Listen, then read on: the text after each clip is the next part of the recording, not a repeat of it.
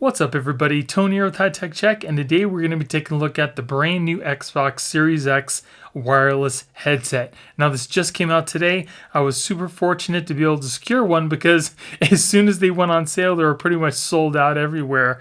So we're going to go ahead and see what you get inside the box. Then I'm going to go ahead and give you my impressions of what I think about the build quality, the features, the sound after I get to use it for a couple days. And up until this point, I've been using my Turtle Beach Stealth 700 Gen 2s, and these are really great headphones. They have great sound, they're very comfortable, but they are $150, and I kind of wanted a little cheaper option for you guys and myself. So we're going to go ahead and go on this journey together, but first, let's go ahead and see what you get inside the box. Alright, so there they are. Got some pretty good weight to them. They're not very heavy. Here we get a USB-A to USB Type-C charging cable. Here we have our manual, some other little booklets, and that's pretty much it. All right, so let's take a look at this headset here. Like I said, they're not super heavy. They don't feel super cheap at all. This does have a plastic piece on the top here. Here's your microphone, which does kind of just fold out, just like that. Got a little plastic piece on here that we can just slide right off. And again, it's got this little wire on here, so you can kind of put it whichever way you want, which is really nice. Okay, so if we look on the insides, these headsets do not rotate in and out. That's pretty much, they stay just like these. Unlike the Turtle Beaches, they rotate out, so you can kind of put them down or whichever way you'd like. So that is the microphone there, and it's got a little, looks like a little LED on there. And if you want, you can just store them up just like that. The ear cups feel pretty nice and soft, just like the Turtle Beaches do. They have a nice soft head cushion up here. There's your little Xbox sign. It has the little accents just like the Series X does. These also do pull out, just like so. Now it looks like these are actual buttons that just rotate. They don't push in, but they rotate. So if you want to increase the volume, all you do is rotate this whole piece, which is amazing, because you're not hunting around looking for the volume, which I had to do on the Stealth 700s. And on the other side, this looks like it will be your party chat or game chat, depending on which one you want more. Here we have what looks to be like a sync button, nice accented green. And on the insides, it's got the right and the left insignia on there, so you're not guessing which way is which. And then it also has the little USB Type-C charging port on the side there. And then looks like on your mic here, there is a mute button, which is kind of in the back. You just press that to mute. So it also looks like you can use this headset with pretty much anything that has Bluetooth. So if you have your phone and you want to pair your headset up with that, you can do that as well. And this little green button here is not only a sync button, it's also a power button. So I'll go ahead and hold that in for a few seconds and see what happens. I heard like a little Xbox sound. As you can see, there's a little white LED there.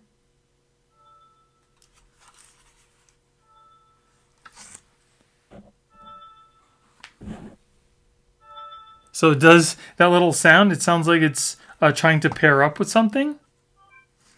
And there, as you can see, I press the mute button. If I press the mute button again, it turns back on. Actually, I'm sorry. The little white LED lets you know that the mic is on, and then you can turn it off. So I'm going to go ahead and charge these up. I'm going to use them for a little bit, and then we'll come back and I'll give you my impressions of how everything sounds, how everything feels, and how everything functions. So I've had a few weeks to test out this headset, and I want to give you my honest opinion about it because you deserve to know before you buy it. So first we're going to go ahead and go over the build quality.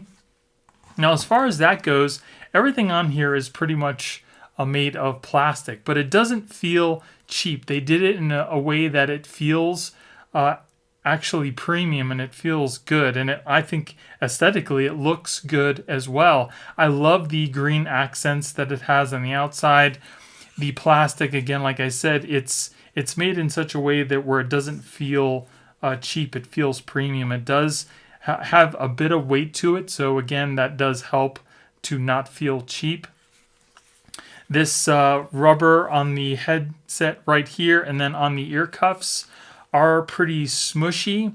They're not that uncomfortable. And when I say that, when I wore this for an extended period of time, it didn't hurt my ears, but the pressure that it did put on my head kind of made me a little nauseous after an extended period of time, after maybe an hour or two of playing games. Now, whether or not that's because of the pressure that it puts on your head or if it's just maybe the way that it sounds, I'm not really too sure. All I can do is tell you how I felt when I was wearing them. Again, like I said, it didn't hurt my ears at all. So the cushions on the ear cups are really good. The top portion maybe could be a little cushier, but it's really not that bad. Now, as you can see on the little microphone here, there is a white LED that you can change the brightness of. And I will tell you that the darker the room, the easier it is to see this little white LED to let you know that the mic is either on or off. And the way that you turn that on and off is by this little button on the back here. So if we press that, as you can see, the little LED turns off to let you know that the mic is off. And when we hit it again, the little LED turns on to let you know that the mic is active. I also think it's very intuitive how they made these, the sides of the ear cups, the whole volume. Again, this is the volume for the whole headset, and then this is for the chat and game volume. Again, that does rotate just like the right one does, and there is a middle section that you kind of you can feel click into on this side, whereas this side there is no middle ground. You just kind of adjust it up and down however you want. Another thing that I also thought was pretty intuitive is the way that this little power button works. If you want to turn the headset on, you hold this little button down for maybe 3 or 4 seconds. It powers on, and it will also power on your Xbox. Now, if you want to turn the headset off, you don't hold it down like you think you normally would. All you do is press it in one time, and it totally shuts the headset off. Now, you can also pair this up to your Xbox as well as your phone or some other device by Bluetooth at the same time. So if you're gaming and you get a phone call or something, you can talk on the phone while still listening to the game volume. And the way that you do that is you pair this up with your Xbox first by holding in this power button while it's turned on, and it'll make kind of like this whirring noise to let you know that it's ready to pair. You pair it up with your Xbox, and then once it's paired with your Xbox, while it's on again, hold in that power button again. It'll make that whirring sound again, and then you go into your Bluetooth settings of your phone, and you can pair it up that way as well. Now, one thing I did notice is when you're pairing this up with your Xbox, it doesn't always connect the first time. And I don't think that's maybe due to the headset, because I have another headset that does exactly the same thing. You might have to try to pair this up, a couple times before it actually pairs up. Now, as far as the build goes, again, there's something I wish that they would have changed instead of making them the way that they did. If you look at the headset, the cups only rotate up and down. They will not rotate in and out. And that's unfortunate because not everybody's head is the same. And when they do rotate in and out, you can fit them more snugly and better to your head versus them just moving in and out like this. I think the fit could have been a lot better if they would have just made the cups rotate outward like some of the other headsets do. Now, as far as the sound quality goes, it does have a good sound quality, but to get it to your taste, you're going to probably be adjusting the EQ a lot more than you really wish you would have to, because right out of the box, it is super bassy.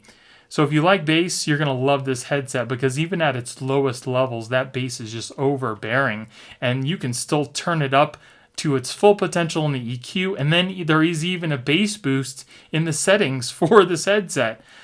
So that's one thing I kind of wish they would have adjusted a little more, is the bass, because it is overbearing, and it kind of makes the other sounds kind of muted. Again, you can change the EQ how you want it, but you might be spending a lot more time in the EQ than you really wish you had to. Another really cool thing is this does come with 6 months of the Dolby Atmos app, so you can kind of mess around with that. You have a lot more control over the EQ and the sound settings, other than just the regular, few bars you have on the regular device settings. But the only drawback with that is you're going to spend a lot more time trying to figure out what sounds the best in the EQ than you really wish you'd have to. And the other part to that is, when you're adjusting things in the EQ, there's nothing to listen to. You kind of just have to make adjustments, go back into the game or whatever else you're listening to. And if you don't like it, then you have to go back into the EQ and kind of mess around again and just go back and forth with that. I kind of wish that there was a way for you to listen to some sample or something you're playing while you're making these adjustments.